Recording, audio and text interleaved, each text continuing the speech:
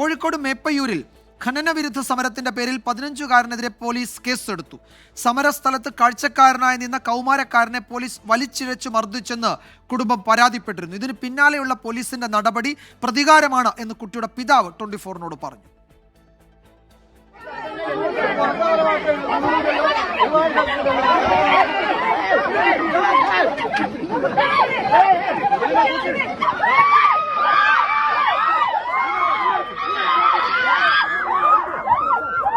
ഈ സംഭവം നടന്നത് കഴിഞ്ഞ മാസം 4-ന്.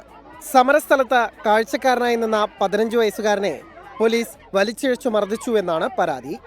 സംഘർഷത്തിൽ ഏർപ്പെട്ടതിനാൽ ഈ മാസം 9-ന് ജുവനൈൽ ജസ്റ്റിസ് ബോർഡിന് മുന്നിൽ കുട്ടിയെ ഹാജരാക്കണമെന്ന് മേപ്പയ്യൂർ പോലീസ് രക്ഷിതാക്കൾക്ക് നോട്ടീസ് നൽകി. നേരത്തെ 12 പേർക്കെതിരെ കേസെടുത്തിരുന്നു. നോട്ടീസ് ലഭിച്ച ശേഷം മാത്രമാണ് കേസിന്റെ കാര്യം അറിഞ്ഞതെന്നും പോലീസിന്റേത് പ്രതികാര നടപടിയെന്നും പിതാവ് നൌഷാദ 24-നോട്. ആ ഒരു പ്രതികാര നടപടിക്കെതിരെ നമ്മൾ പോലീസിനെതിരെ പരാതി കൊടുത്തു. മുഖ്യമന്ത്രിക്കും അതുപോലെ ബലാവകാശ കമ്മീഷനും ഒക്കെ കൊടുത്ത പരാതിയുടെ ഒരു പ്രതികാര നടപടി എന്നോണം ഇപ്പോൾ വീണ്ടും പോലീസ് ഈ 15-കാരനെ കേസിൽ ഉൾപ്പെടുത്തുന്ന ഒരു സാഹചര്യമാണ് ഉണ്ടായിട്ടുള്ളത്. കുട്ടി കാഴ്ചക്കാരനല്ലെന്നും സംഘർഷത്തിൽ പങ്കെടുത്തുവെന്നുമാണ് പോലീസ് വിശദീകരണം. ജുവനൈൽ ജസ്റ്റിസ് ബോർഡിന് മുമ്പാകെ ഹാജരാക്കാൻ പറഞ്ഞത് സ്വാഭാവിക നടപടിക്രമം. പിതാവിന്റെ അറിവോടെ തന്നെയാണ് കുട്ടി ഈ സമരത്തിന്റെ ഭാഗമായതെന്നും പോലീസ് വിശദീകരിക്കുന്നു.